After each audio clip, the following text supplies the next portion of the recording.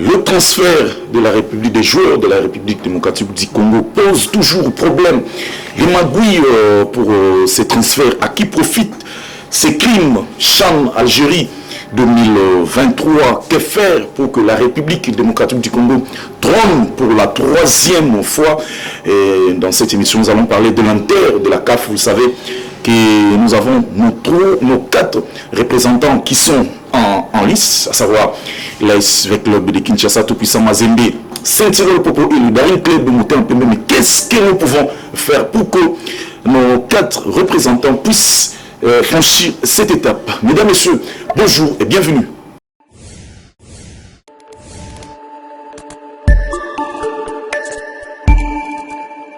Allez, pour parler de tous ces sujets, nous avons sur ce plateau, pour sa toute première fois, il s'appelle Patrick Lokala, à qui j'ai dit bonjour et bienvenue Patrick. Bonjour John, bonjour à tous les téléspectateurs de votre chaîne de télévision. Très content d'être sur votre plateau.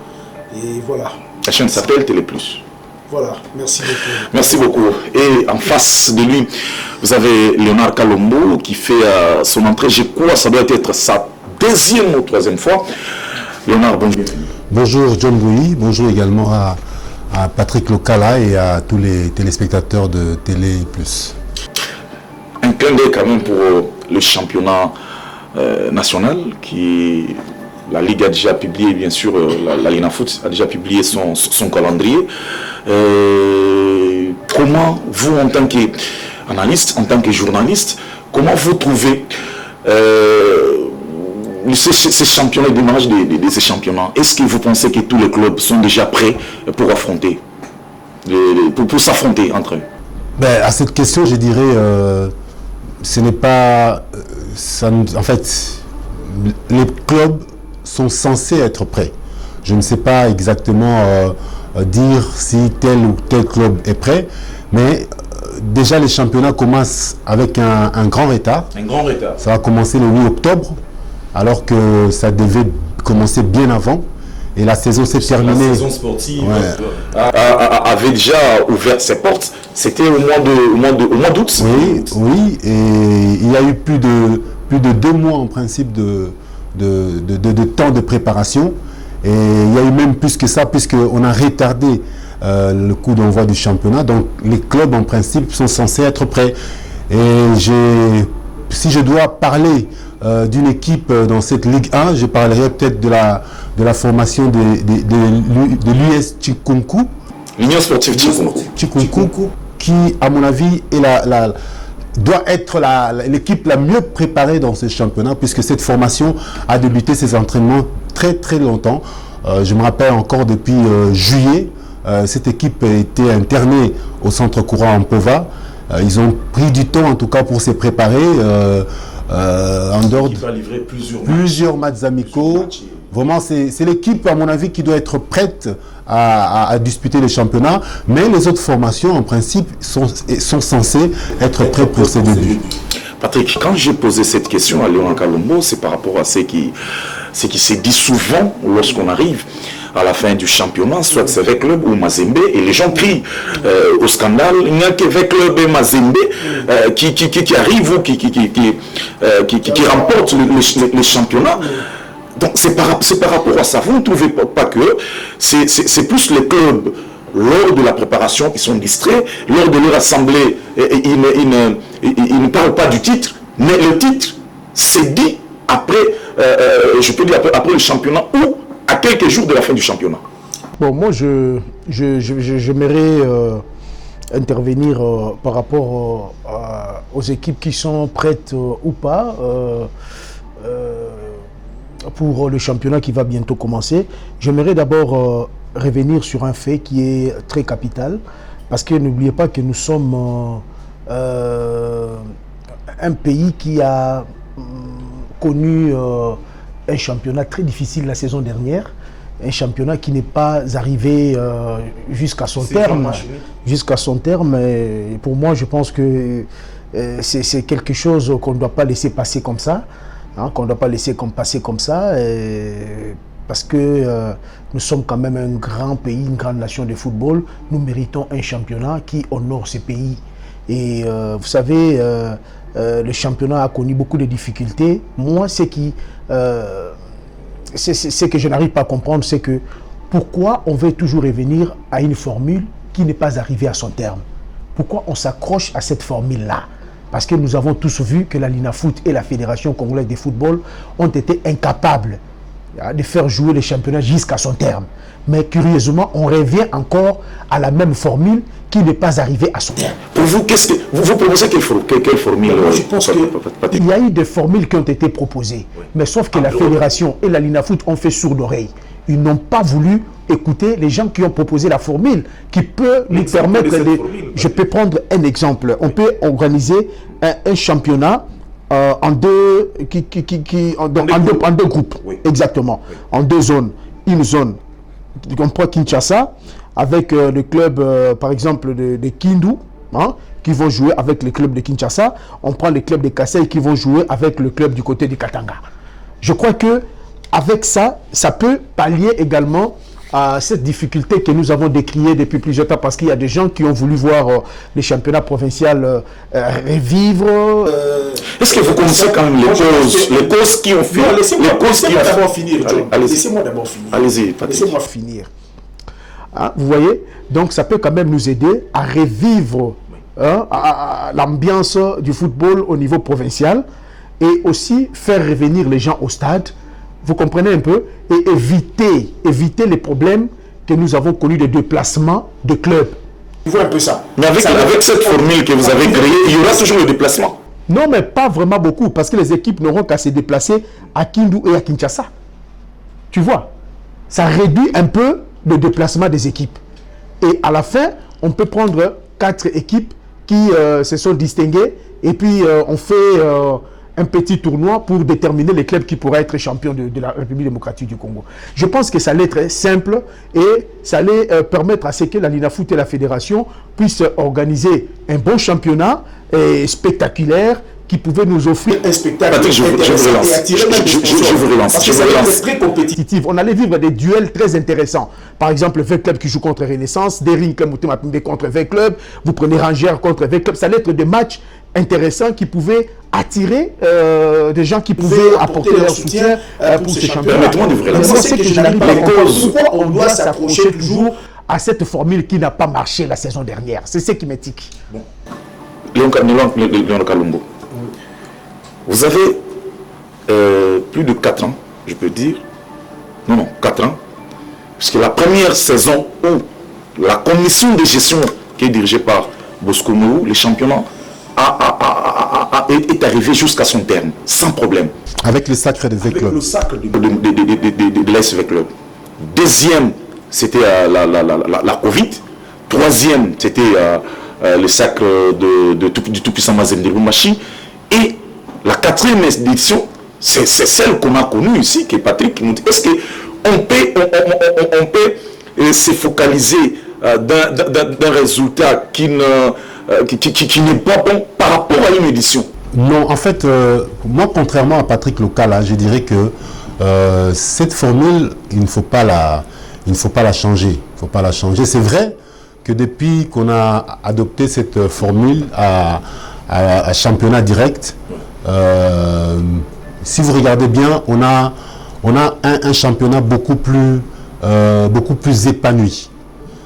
C'est vrai, non, que ce soit dans l'ancien temps ou maintenant, le football a toujours été attrayant.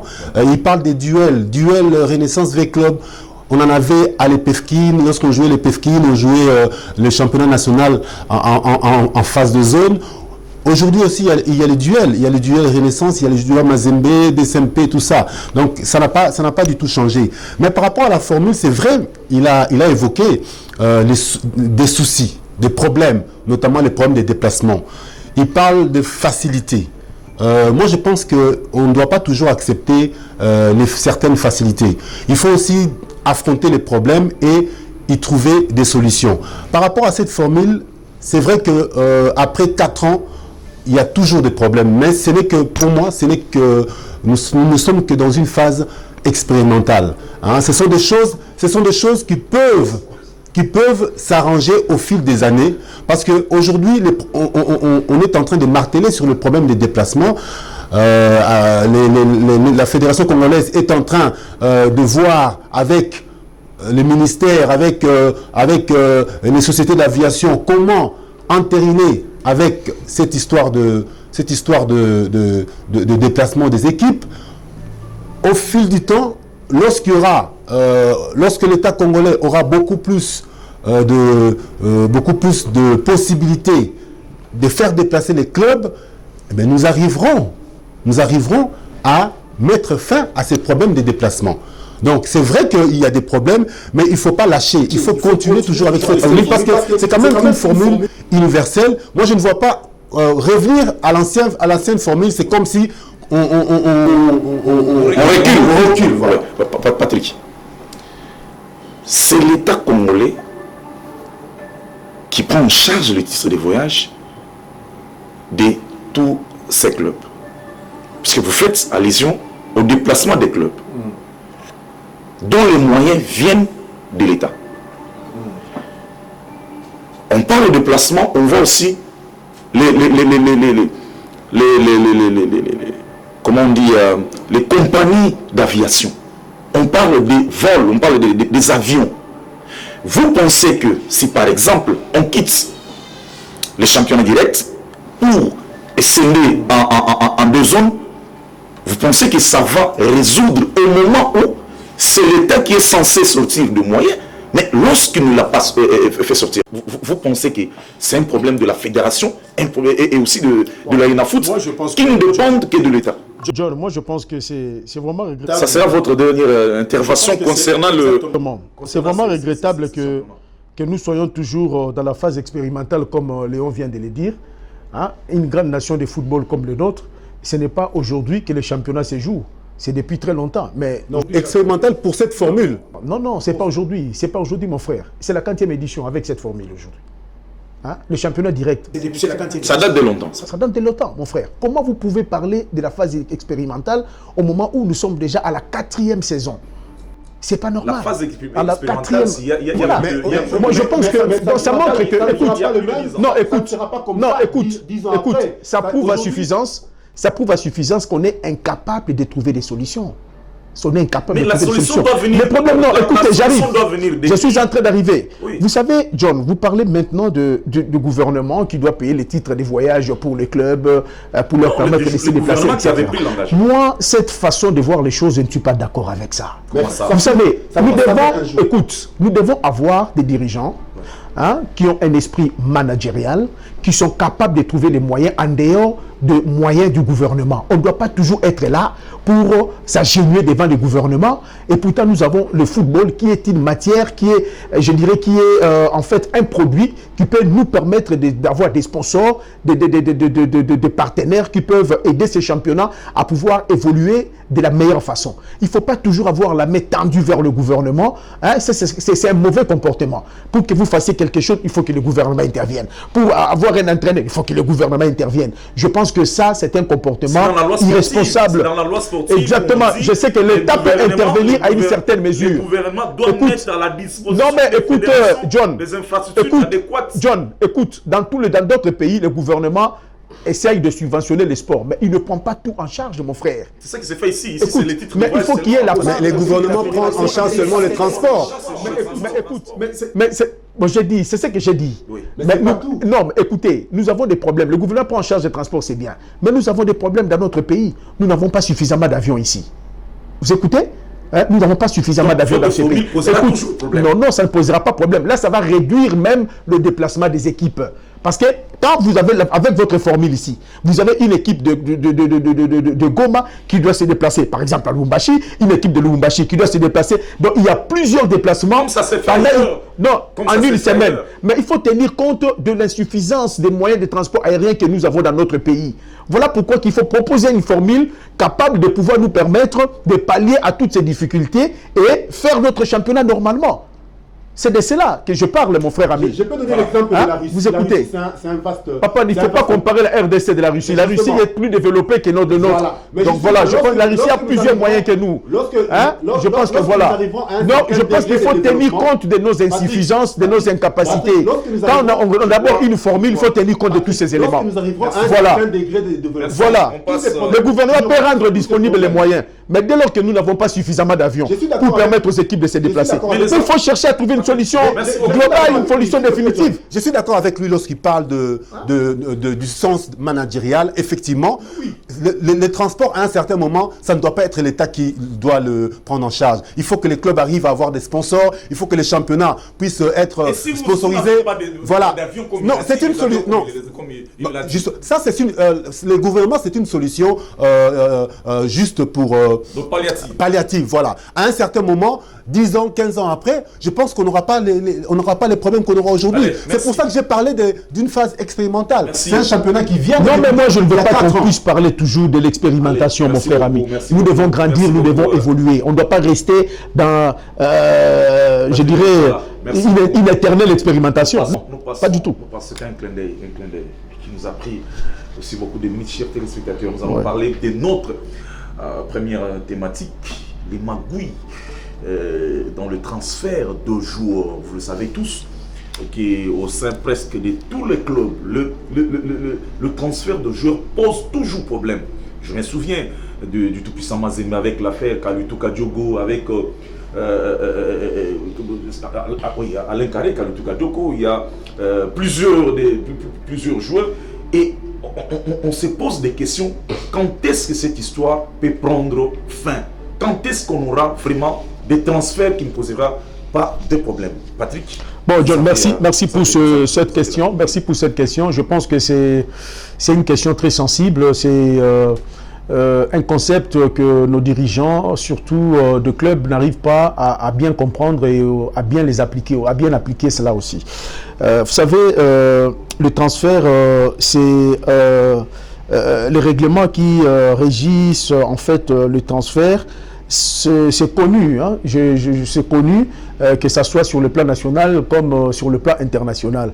Bon, le problème que nous avons beaucoup plus dans notre pays, c'est lié au problème national, avec le texte qui régisse notre football.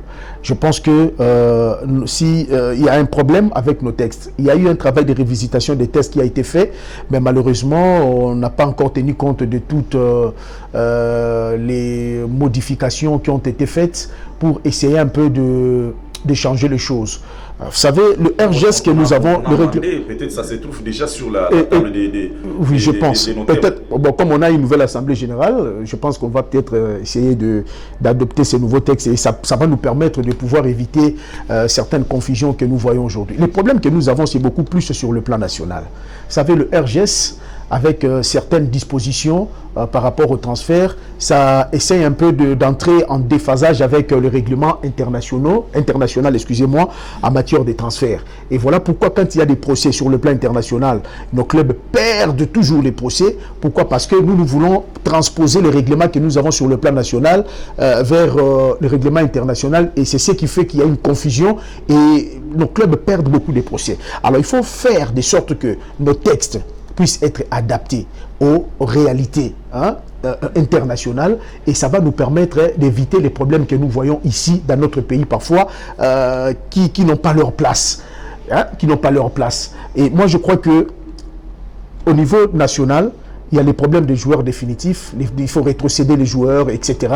Un joueur qui signe son contrat. Définitif, on nous parle de permanent. Un joueur qui signe son contrat, dès qu'il finit son contrat, il doit être rétrocédé à son ancien club, alors que les règlements de la FIFA a dit que quand un joueur finit son contrat, il devient libre. Bon, vous voyez que... nous sommes encore dans non, John, moi je n'aime pas qu'on parle de ces choses-là. Je n'aime pas. Vous savez, même le RGS là reconnaît, au niveau de son article 10, reconnaît le football professionnel dans notre pays. Et si nous regardons...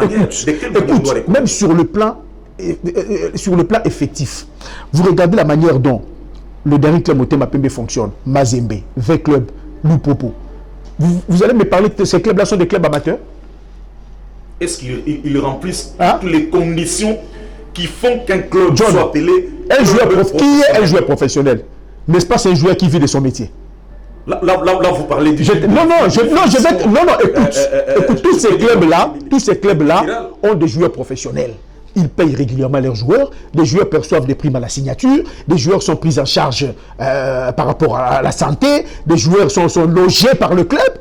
Et vous voulez me dire que des clubs comme ça sont des clubs amateurs? Non, le problème c'est quoi? Il y a un déphasage. Il y a un déphasage entre le règlement et le fonctionnement de nos clubs. Nos clubs évoluent déjà dans le professionnalisme, mais le règlement reste encore amateur. Et voilà pourquoi il faut mettre un nouveau règlement qui doit accepter le football professionnel dans notre pays. Parce qu'il y a déjà certains clubs qui fonctionnent déjà dans le professionnalisme. Mais le club n'est pas un club amateur, Mazembe n'est pas un club amateur, le Derrick Motema Pembe Lupopo. Tous ces joueurs-là, tous ces clubs-là donnent les salaires aux joueurs. Léonard Kalombo, à qui profitent ces crimes? C'est ça vraiment la question, d'autant plus que même au niveau des parcs, pour ne pas parler du niveau, je sais que Patrick appelait peut-être professionnel, au niveau du parc, vous avez un jour qui a peut-être des clubs, ils peuvent vous jouer le matin à Tchangou, à l'entité de Tchangou, mais le soir, il est à Lukunga. Mais sur sa licence ou ses des licences, on trouve les signatures ou la signature de l'un des membres de la Fédé. Le service de l'affiliation, vous ne pensez pas que c'est lui qui est l'auteur de tout ce que nous sommes en train de voir ici, puisqu'on nous a parlé ici des signatures qui se retrouvent sur peut-être des contrats en 2016, alors que la personne qui a posé cette signature, en 2000 par exemple, en 2016, voulais-je dire, il n'était pas là. Ce n'est pas ces services par exemple, ce n'est pas la fédération qui en bénéficie, ou les profiteurs bien sûr de ces crimes. Bon, je pense qu'entre moi et Patrick Lokala, il est très bien outillé. C'est quelqu'un qui évolue dans le rouage de joueurs, voilà. Au niveau de l'UFC, c'est quand même un monsieur qui est bien placé pour parler de ces problèmes de transfert de joueurs. Mais par rapport à ta question, qui voudrait savoir à qui profite, ben c'est clair, John. Ça profite aux dirigeants des clubs. Exactement. Ça profite aux dirigeants des instances. C'est leur deal. Exactement. C'est leur deal. C'est eux qui en profitent. Donc le joueur en pâtisse. Les joueurs ne gagnent rien. Les joueurs ne gagnent rien. Ce sont les dirigeants qui en profitent dans cette magouille. Et aujourd'hui, je pense que si on doit... moi, je l'ai toujours dit. La solution pour ces problèmes, la solution, c'est de rendre public les clauses des transferts. Ça doit cesser d'être un tabou. Exact. Ça doit cesser d'être un tabou. C'est la seule solution pour mettre fin à ces choses. Il faut que nous, les journalistes, que nous sachions, dans 20 clubs, il y a 40 joueurs. Les 40 joueurs, tel a signé pour 6 mois. Il est payé... même les clauses. Tout doit se savoir. Et il faut même rendre cela le publier dans un site. Tu es journaliste, tu veux savoir les clauses de transfert d'un joueur, ou alors les managers qui veut solliciter un joueur, il peut consulter un site et il regarde les joueurs payés comme ça, comme ci, comme ça, et il peut même, estimons que le joueur est payé $1000 par mois. Lui, il a besoin d'un joueur. Et que le joueur est payé $1000 par mois. Mais il peut venir, ok, comme il est payé $1000, nous on a besoin de lui, bon, ok, on lui propose, on va lui mettre $2000 sur la table. Ça, c'est à l'avantage du joueur. C'est à l'avantage du joueur. Et lorsqu'il voit peut-être qu'un joueur est payé $1000 et qu'il ne joue pas dans ces clubs-là, mais il est payé $1000. Alors que vous pouvez peut-être lui payer $800, mais lui donner du temps de jeu. Vous voyez, c'est ce qui s'est fait en Europe. Aujourd'hui, nous avons Cédric Bakambu qui était à Marseille. Il était resté pour de l'argent. Mais il s'est rendu compte que je peux rester ici, mais je ne joue pas. Le temps de jeu. Qu'est-ce qu'il a décidé? Il a décidé de partir. il faut que cette histoire... Moi, j'ai déjà parlé avec beaucoup de dirigeants par rapport à ces choses. Ils nous parlent des tabous, ils nous parlent des sorcelleries. Oh non, c'est les joueurs... Vous pensez que ça sera difficile, par exemple, un dirigeant d'un club, par exemple, mettons, MK, qui dit, j'ai un contrat avec tel joueur, avec montant X comme salaire. Vous pensez que ça sera facile pour ces clubs-là, par exemple? Mon cher ami, il y a des joueurs dans le monde, même en Europe, il y a des joueurs qui sont traités gratuitement. C'est pas un péché. C'est pas un péché. Il y a des joueurs qui sont le joueur le plus riche. Allez regarder, allez faire des recherches. Le joueur le plus riche, il joue gratuitement. Il a son fric, mais il joue gratuitement. Patrick, qu'est-ce qui fait que lorsqu'un joueur signe un contrat dans un club, on ne lui donne pas l'exemplaire, par exemple, de son contrat, qu'il lit entre lui et les clubs. Voilà, je voudrais que vous nous expliquiez un peu qu'est-ce qui fait que le joueur ne puisse pas voir leur exemplaire. Voilà, moi je pense que par rapport à ta question, à qui profitent ces crimes, comme Léon l'a dit, exactement, ça profite aux dirigeants, mal intentionnés. Aux dirigeants, je suis en train d'arriver. Voilà. Mais ils le font avec la bénédiction de gens qui sont à la fédération. Je pense, si la fédération n'était pas d'accord avec ça, je crois qu'il aurait déjà pris une décision pour éviter toutes ces choses ici. Mais comme en droit on dit qu'il est dit mot consent, c'est-à-dire que quand la fédération regarde tous ces gens-là, c'est permettre de commettre ce genre de comportements, d'afficher ce genre de comportements. C'est que quelque part, elle est d'accord avec tout ce que ces gens-là sont en train de faire. Je pense que les crimes profitent aux dirigeants de Club Jaune. Parce qu'il y a des dirigeants mal intentionnés qui ne veulent pas que les clauses ou soit les arrangements contractuels avec les joueurs soient connus parce qu'ils ils gagnent derrière ça. Ils gagnent derrière ça. Ils font toutes ces manœuvres-là parce qu'ils gagnent derrière les signatures de contrat de ces joueurs. Voilà pourquoi ils ne veulent pas que tout soit mis au public. Tout soit mis au public. Et ils le font avec la bénédiction des dirigeants, de gens qui travaillent au niveau de l'organe fêtier de notre football. Ils le font en connivence avec ces gens-là. Alors, parce que ce comportement s'affiche beaucoup plus dans le fait que ces dirigeants refuse délibérément de donner les copies de contrat aux joueurs. Quand le joueur demande son contrat et qu'un dirigeant de club refuse de lui donner la copie de son contrat, ça montre les intentions claires de ces dirigeants. Parce que nous le voyons ici. Le joueur peut signer son contrat, il sait que j'ai conclu un contrat avec ce club pour 5 ans. Mais le club refuse de lui donner la copie de son contrat.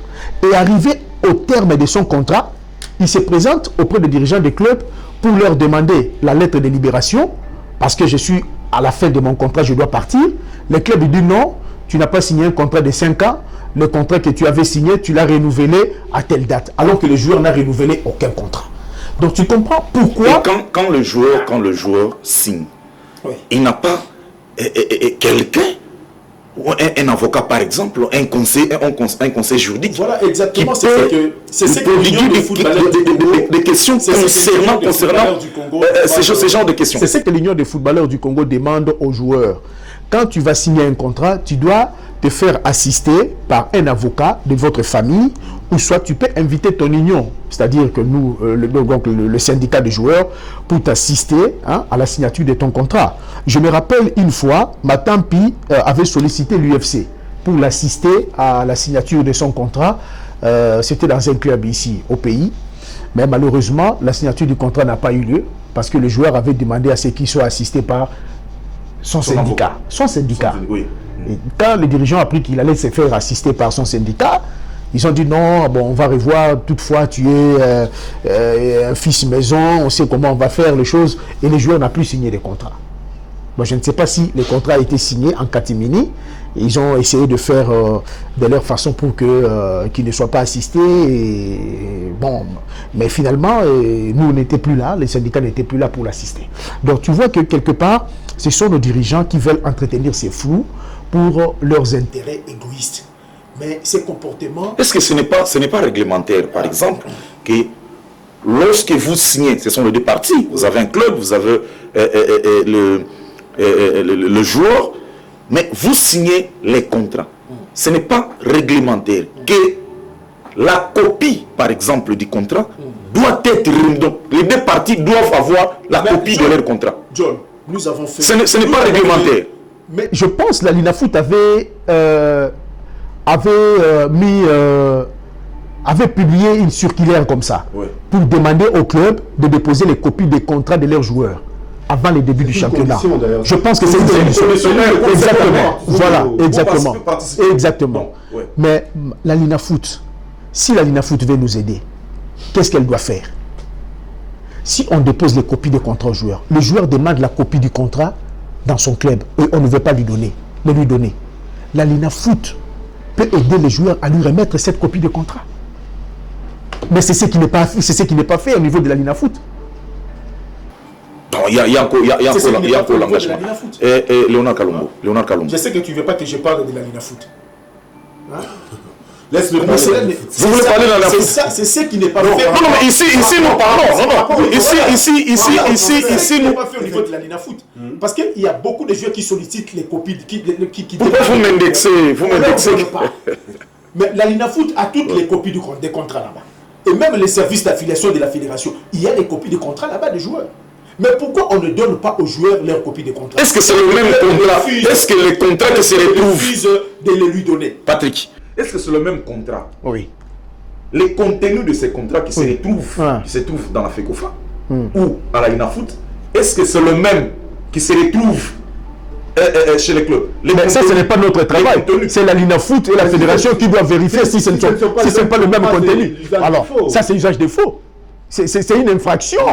C'est une infraction. Kalombo, alors, pour couper courroux, pour pallier à cette situation, vous ne trouvez pas que informatiser le transfert dans notre pays est important? Mais justement, je l'ai dit tout à l'heure, s'il faut rendre public, il faut, je ne sais pas, créer peut-être un site où on peut consulter et voir les contrats de tous les joueurs, par exemple, qui évoluent en Ligue 1 et Ligue 2 pour commencer par là, et ensuite au fil des années descendre dans les autres entités. C'est la seule solution. Moi, je pense que... Mais s'il y a Kalombo, il y a... Des fois, ça ne passe pas. Écoutez, Léon Kalombo, nous savons tous dans ces pays que il y a des clubs qui ne payent pas leurs joueurs. Donc, mais les joueurs vivent à travers les primes, par exemple, de match. Comment voulez-vous, par exemple, que Di Boumba signe un contrat avec un joueur qui ne paye pas à la fin de Je ne sais pas si Patrick Leclerc a payé mes télés, mais à ce que je sache, il existe des contrats ou peut-être effectivement des contrats gratuits. Ça existe, non? Ça existe. Mais oui. Les contrats gratuits. Oui, il y a des joueurs qui sont transférés gratuitement. Oui, mais leur prime, oui, mais leur salaire. Ici, les contrats, c'est non seulement les salaires, bon, non seulement les clauses de transfert, mais il y a les primes, il y a les salaires de joueurs dedans. Justement, les salaires, ça peut être, par exemple, pour une équipe de la Ligue 1, mettons les grandes équipes comme Patrick a cité, V-Club, Mazembe. V-Club ne joue pas seul. Oui. V-Club joue avec Rangers, même Rangers. V-Club joue avec Chinkunku. Vous pensez que tous ces Chinkunku, mais vous pouvez, est-ce que c'est difficile? C'est difficile pour Rangers de signer. Non, je demande ceci. Est-ce que c'est difficile pour Rangers de signer un contrat avec un joueur, de lui dire par exemple, je vais commencer à te payer, estimons peut-être $50 par mois? C'est difficile? C'est difficile pour Rangers de payer $50 à un joueur par mois. C'est un arrangement. C'est un contrat. Mais du moment que le contrat existe, voilà. Du moment que le contrat existe, ces joueurs-là peut avoir un studio qui loue peut-être à $80, à $100. Vous signez un contrat, il s'est dit, bon, ok, je vais vivre avec mes primes, mais les $100 peuvent me permettre de payer mon loyer. Tu sais, c'est important. Non, Patrick, vous allez répondre. Ce n'est pas demander aussi trop aux dirigeants des clubs. Non. C'est-à-dire, les joueurs souffrent sur le terrain. Le joueur, non. Nous savons tous que l'État ne subventionne pas les clubs et les dirigeants là font fonctionner leur club avec bien sûr leurs poches. Mais demandez par exemple, dans une équipe où il y a 40 joueurs, vous pensez que les dirigeants là seront en mesure de payer tous ces joueurs là je peux dire sous ces contrats? Quand le dirigeant vient, il dit aux joueurs, bon, moi, je vais t'engager chez moi, je n'ai que 100 dollars à te donner à la fin du mois comme salaire. Si tu tombes malade, je prends en charge le soin de santé, ton transport pour venir à l'entraînement tous les jours, je vais te donner autant, et ton logement, je vais te donner par exemple 40 dollars par mois, etc. Tout ça, ce sont les éléments qui doivent se retrouver dans un contrat. Dès lors que vous êtes mis d'accord, vous prenez tout ça, vous mettez ça sur un papier, vous faites un contrat. Et c'est ça un contrat. Ne pensez pas que pour donner un contrat au joueur, il faut seulement lui donner des milliers de dollars. Oui. Non. Un contrat, ce n'est pas qu'il faut seulement donner au joueur des milliards de dollars. Vous vous mettez d'accord avec le joueur. Dès que le joueur est d'accord, vous prenez tout ça, vous mettez ça sur papier. Et c'est ça un contrat. Et John, attends, je vais dire une chose très importante. Avec ça. Écoute, vous savez, aujourd'hui, tu dis que c'est charger les dirigeants. C'est charger les dirigeants quand on leur demande de donner des contrats aux joueurs. John, vous savez qu'il y a des conséquences. Parce que dans les contrats, comme nous évoquons les problèmes des clauses, il y aura trop demandé par exemple. Non, je sais que moi je vais te dire, je vais te donner quelques éléments ici. Je vais te donner quelques éléments ici. On peut élaborer un contrat en tenant compte des réalités de notre pays. En tenant compte des réalités de notre pays, tu vois, on peut élaborer un contrat comme ça en tenant compte des réalités de notre pays. Tu vois, c'est pas trop demandé au club comme tu l'as dit. Mais je crois, il y a une chose très importante que je dois relever ici. Quand un club refuse de donner un contrat aux joueurs, le club doit savoir qu'un joueur qui n'a pas de contrat, c'est un joueur libre. Il peut partir quand il veut. Ce n'est pas le fait de nous avoir pas donné la copie des contrats, qu'on n'a pas les contrats, Patrick. Hein? Mais il faut que... C'est pas le fait de... Il faut que le contrat soit signé au joueur, soit signé par le joueur. Tu vois, il faut que le contrat soit signé par un joueur. Un contrat doit être signé par les deux parties. C'est un arrangement entre deux parties. Vous pouvez signer puis on ne vous donne pas la Écoute, copie, quand un joueur n'a pas de contrat dans un club, le joueur est libre. Il est considéré comme un joueur amateur. Il peut partir du jour au lendemain. Dès qu'il arrive à Brazzaville ici, il signe les contrats et directement il appartient au club brazzavillois qui l'engage. Et les dirigeants doivent connaître ça et doivent retenir ça. Et les joueurs aussi doivent savoir ça. Et les joueurs, non, mais les joueurs le savent. En quelque sorte, ça va aussi de l'intérêt des dirigeants. Exactement. C'est ce que nous leur disons. Le contrat n'est pas seulement important pour le joueur, même pour les dirigeants aussi, parce que ça vous permet de garder votre joueur. Ça vous permet de conserver votre joueur. Mais un joueur qui n'a pas de contrat, il est libre. Il peut partir du jour au lendemain. Bon, nous avons vu ici, les cas sont légion dans notre pays. Nous avons vu les joueurs partir sans que le club bénéficie de quelque chose. Nous avons vu ici dans ce...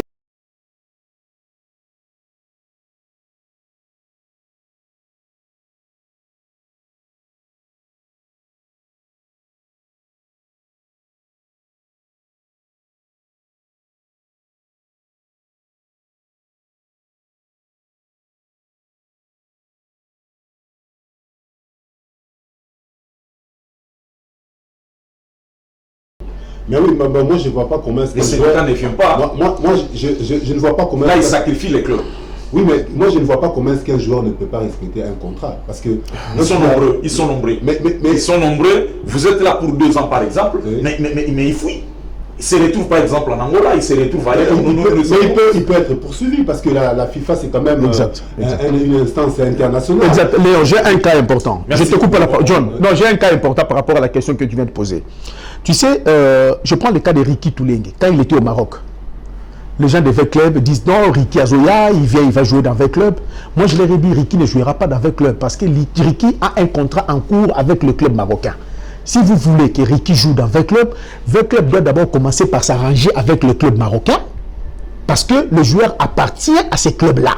Bon, c'est ce qui a été fait. Tu vois. Ricky était voilà. Effectivement. Donc, si un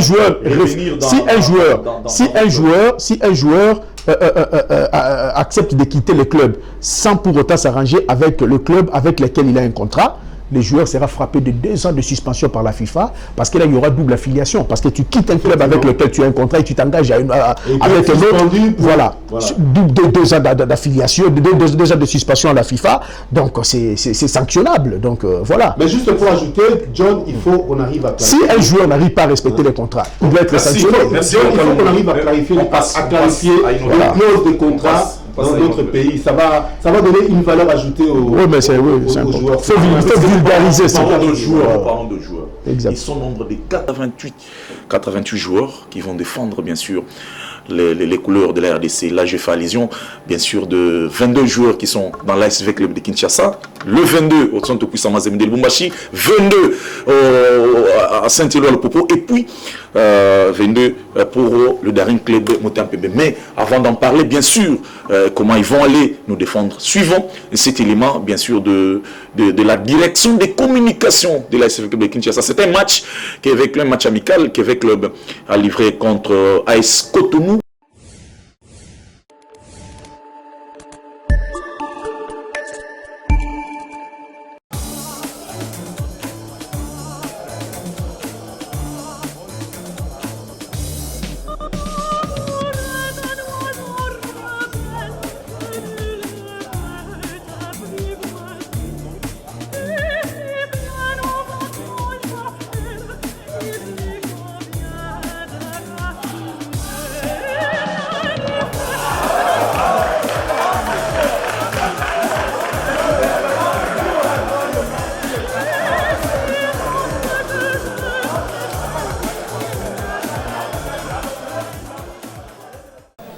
Non, c'était un match de fixation pour nous autres.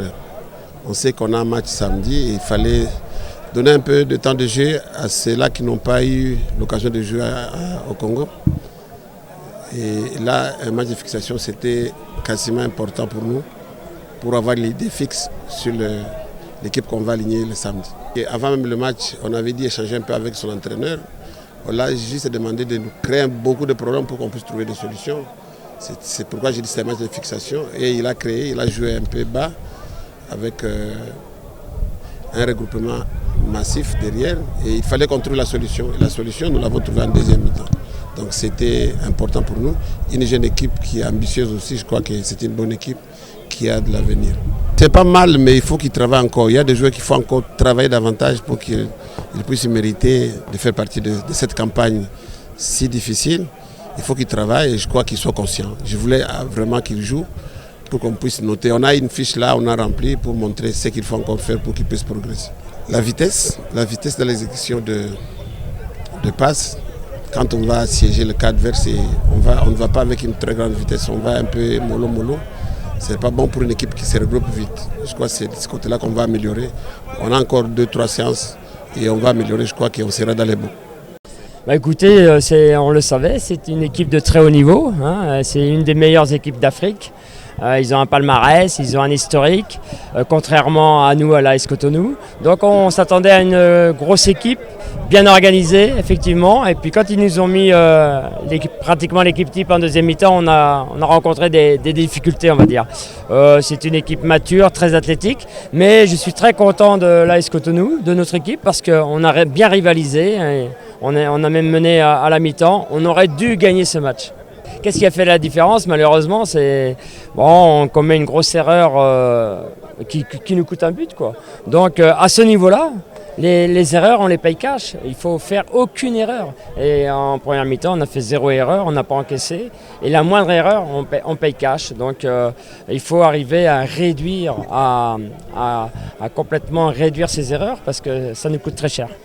Oui, on est content de la prestation en général, l'état d'esprit est là, l'organisation est là. Il nous manque encore, on a quand même encore beaucoup de pertes de balles, il nous manque encore de la maturité, des automatismes. Faut savoir qu'il y a beaucoup de nouveaux joueurs dans l'effectif, donc on ne se connaît pas encore suffisamment. Mais la marge de progression est réelle, le potentiel est là, donc on a fait un bon match qui donne déjà le tempo sur le championnat.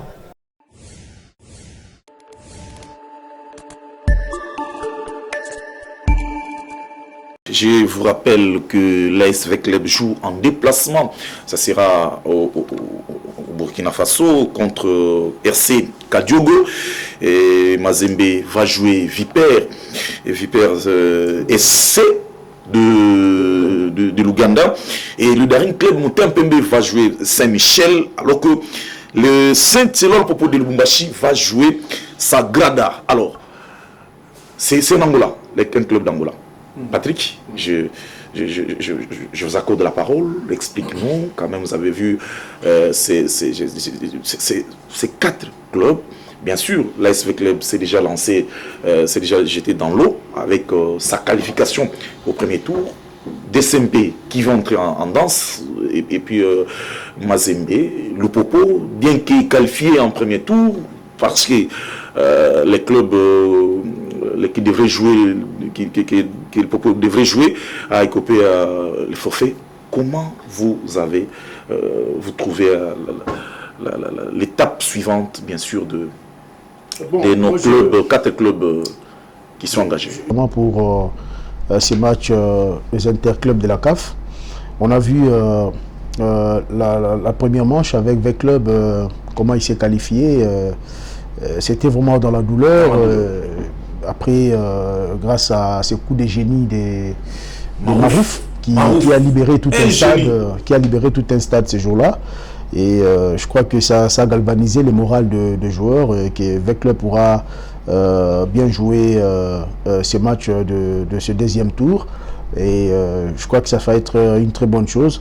Et Lupopo également, bon, bien qu'on n'a pas vu Lupopo jouer, parce que son premier match, ouais, il a joué, il est passé par forfait, son adversaire n'a pas joué. Et bien qu'il a fait une très bonne préparation au niveau du Maroc, etc. Je pense que l'entraîneur Magasuba a déjà une idée sur son équipe et sur les joueurs qui vont faire cette campagne africaine. Mazembe, c'est une équipe expérimentée dans la compétition inter-club de la CAF. Et je pense que Mazembe a déjà de l'expérience de ce côté-là, surtout à ces niveaux de la compétition. Mazembe s'est fait difficilement éliminer à ces niveaux de la compétition. Et je pense qu'ils ont l'expérience pour ça. Le dernier club Mapembe, bon, c'est vrai, ils travaillent dans des conditions un peu pas vraiment extraordinaires, mais avec l'arrivée de Lukaku, le manager de DSMP, je pense qu'ils ont essayé de mettre une nouvelle politique en place pour essayer quand même de donner le dernier club Mapembe des moyens qui pourront lui permettre de pouvoir bien faire cette campagne africaine. Mais ce que moi je déplore, c'est que nos équipes jouent ces compétitions interclubs de la CAF sans championnat dans les jambes.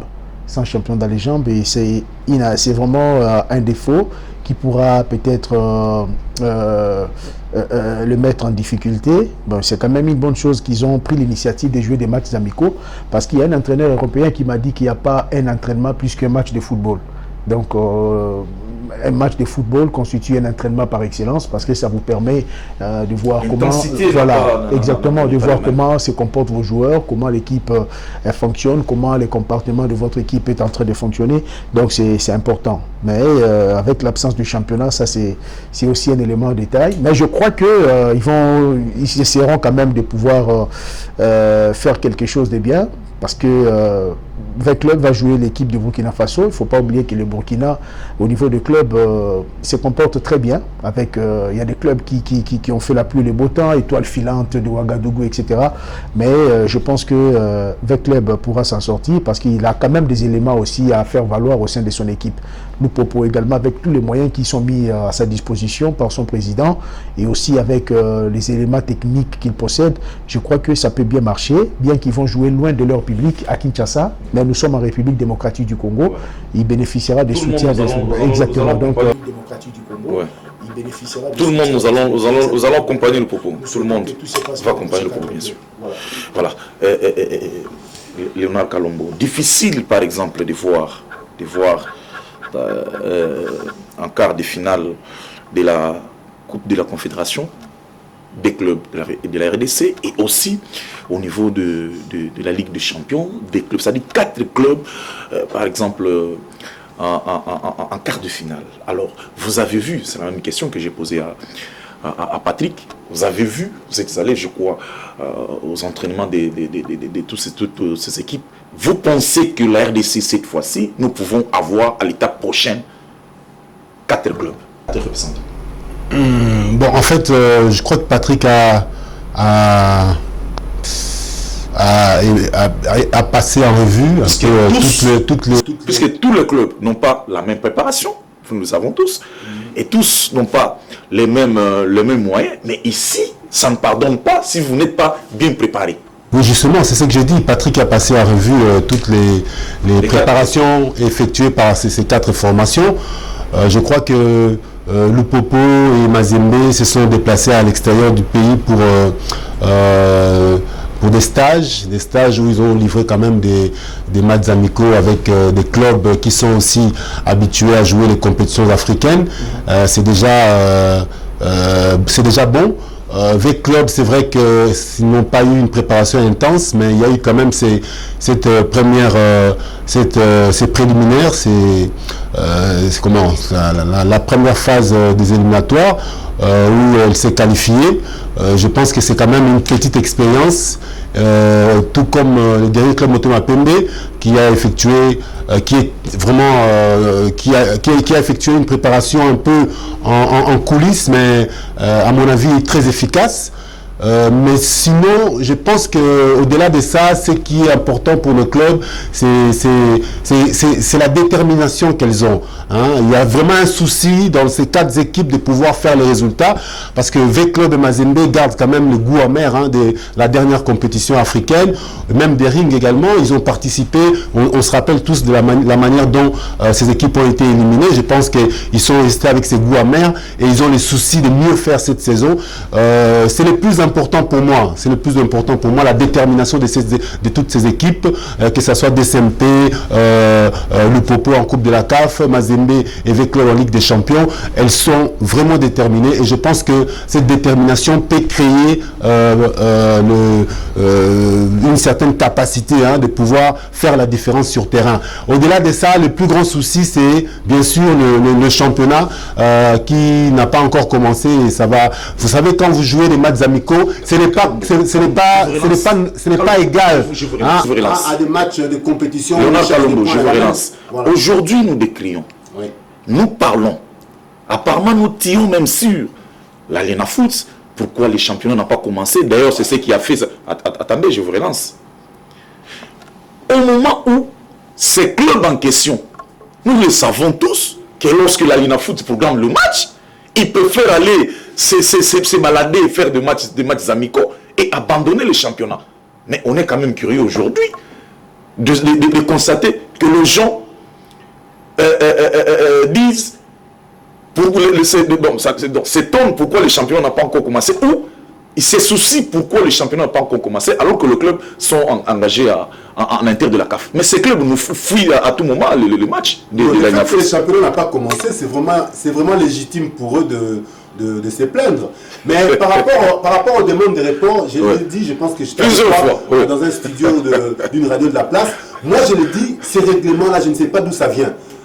On doit arrêter avec cette histoire-là des reports de matchs parce que V-Club a donné 5 jours à l'équipe nationale. Parce qu'un club veut se préparer, il va jouer la Ligue des Champions ne peut pas jouer le match de la Lina Foot le mercredi. Non. Il peut faire aller jouer un tournoi. Il faut, je reviens à la Lina Foot, il faut que la Lina Foot mette de la rigueur. Oui. Vous ne jouez pas. On voit avec les compétitions qui sont tressées. On voit en Europe des équipes qui jouent, ils jouent les championnats les samedis, ils jouent la Ligue des Champions le mardi, le mercredi. Hein? Et même les équipes qui jouent la Ligue des Champions aujourd'hui, le week-end, ils seront sur terrain pour jouer au niveau de leur championnat. On termine avec vous, Léonard Kalombo. Oui. Vous avez le Sénégal, l'Ouganda et puis la Côte d'Ivoire, du Tchad. Ouais. Comment vous trouvez votre dernier mot? Bon, c'est un groupe où la RDC peut vraiment sortir. Moi, je le dis clairement, c'est un groupe où la RDC peut vraiment sortir. Il suffit que le championnat commence le 8 octobre. On aura la possibilité pendant 3 mois de voir les meilleurs talents du football, de football au niveau national. Et le travail reste plutôt à l'entraîneur. Et moi, j'aimerais cette fois-ci qu'on voie un peu, qu'on prenne vraiment les meilleurs joueurs. Et les meilleurs joueurs ne sont pas seulement dans V-Club, Mazembe, DSMP et le Popo. Oui, même à l'EPFKIM, il y en a. Au championnat provincial des autres. Il y en a. Oui, qu'on nous prenne un peu de joueurs qui viennent, par exemple, de Mandaka, des joueurs qui viennent de l'Ituri. Il y en a, hein, de Montbleu, des joueurs qui peuvent venir, je ne sais pas, des clubs de Ligue 2. Il faut recruter partout. Et ça, c'est le travail de l'entraîneur. Moi, je le dis, on peut sortir de ces groupes, mais il faut que Otis Ngoma fasse vraiment un grand travail de prospection, de détection pour nous amener les meilleurs talents. Qui ne nous amène pas les joueurs de Mazembe, de V-Club, mais qui nous amène les meilleurs talents. Vous partagez le même avis. Parfois, elle préfère aller faire des matchs amicaux tout en négligeant le match du championnat. Moi, je crois que c'est la faute à nos dirigeants. Parce que quand on élabore un calendrier, les matchs internationaux, les matchs internationaux sont connus d'avance. Alors, quand on élabore un calendrier d'un championnat national, on doit tenir compte de rendez-vous internationaux, de matchs internationaux. Il faut tenir compte de ça pour éviter toutes ces choses-là. Et deuxièmement, et aussi avoir un peu de la rigueur. Avoir de la rigueur. Hein, quand une équipe vient solliciter, non, moi je vais aller me préparer pour abandonner ces matchs. C'est ce qui a été toujours fait. Non, moi je vais aller me préparer pour abandonner ces matchs. Vous ne verrez jamais cela en Europe. Barcelone, qui a le match de la Ligue des Champions, dit à la Liga, non, moi je préfère pas jouer les matchs, je préfère aller préparer mon match contre l'Inter de Milan. Ça ne se fera jamais. Alors, je pense que voilà. Ou alors parce que j'ai joué la Ligue des Champions, je ne vais pas jouer contre les Real samedi. Voilà. Parce que c'est énorme. Voilà. Alors concernant le CHAN, je dirais ceci. Donc je crois que nous avons une très bonne équipe. J'ai vu comment ils ont joué leur match. Je sais, ils ont une très bonne équipe. Mais par rapport à ce que Léon a dit qu'il faut recruter partout, parce que nous avons un grand pays, nous avons des joueurs partout, nationaux. Je pense que c'est le travail de la direction technique nationale. La direction technique nationale doit avoir une idée sur la manière dont chaque club du pays fonctionne. Et je pense qu'ils doivent mettre un mécanisme en place pour que les entraîneurs de chaque coin du pays leur donnent le meilleur joueur par poste. Il y a des directions techniques. Exactement. Le meilleur joueur par poste. Par exemple, au niveau du Katanga, nous avons le meilleur numéro 2 qui est dans tel club. Le meilleur numéro 9 est dans tel club. Au niveau de l'Est du pays, au niveau de Kassai, exact. Il faut que ces rapports-là viennent au niveau de la direction technique. Et je pense que ça va donner une idée à la direction technique et même aux entraîneurs de pouvoir sélectionner déjà des joueurs et n'est pas beaucoup plus compliqué pour construire une équipe. Merci. Le président qui appelle Otis, non, c'est monté. Merci beaucoup. Merci beaucoup. Allez, chers téléspectateurs, le magouille dans le transfert de joueurs, ça profite au club ou aux dirigeants de club. Les amis ont dit, nous ne voulons pas que ces joueurs soient utilisés comme des esclaves, soient roulés, exploités. C'est pas un très bon CHAN. Vous avez suivi avec les amis que nous voulons vraiment des détections ou des talents nationaux. Par exemple, vous allez à Mbandaka, nous cherchez seulement 2 joueurs. Vous allez par exemple au Kassai Central, vous cherchez 2 joueurs. Vous allez à Lubumbashi, 2 joueurs. Donc vous nous faites des talents nationaux, nous pouvons. C'est une proposition. Ça peut aller pour le CHAN Algérie 2023. Alors, pour les intérêts de la CAF, nous avons dit ici que le Daring, Clément Pembe, Saint-Hilaire le Popo, tout-puissant Mazembe de Lubumbashi et l'AS Club de Kinshasa doivent mouiller le maillot et leur entraîneur doit prendre les choses à main pour que la RDC peut-être se retrouve en quart de finale en Ligue de Champions avec le club et puis en inter de la CAF. Ça n'est fini, chers téléspectateurs, pour aujourd'hui. C'est un réel plaisir de vous savoir nombreux devant vos postes téléviseurs. À ma droite, c'était votre gauche. J'avais reçu sur ce plateau Léonard Kalombo, à qui j'ai dit merci. Merci d'être là. Et puis en face de lui, c'était Local à Fey. J'ai toujours l'appelé Fey pour les équipes. Merci d'être venu. Merci beaucoup. Et allez, je vous retrouve la semaine prochaine, chers téléspectateurs, mais je ne peux pas finir cette émission sans dire merci à l'équipe technique qui m'a accompagné pour la réalisation de cette très belle émission. Bye bye, ciao.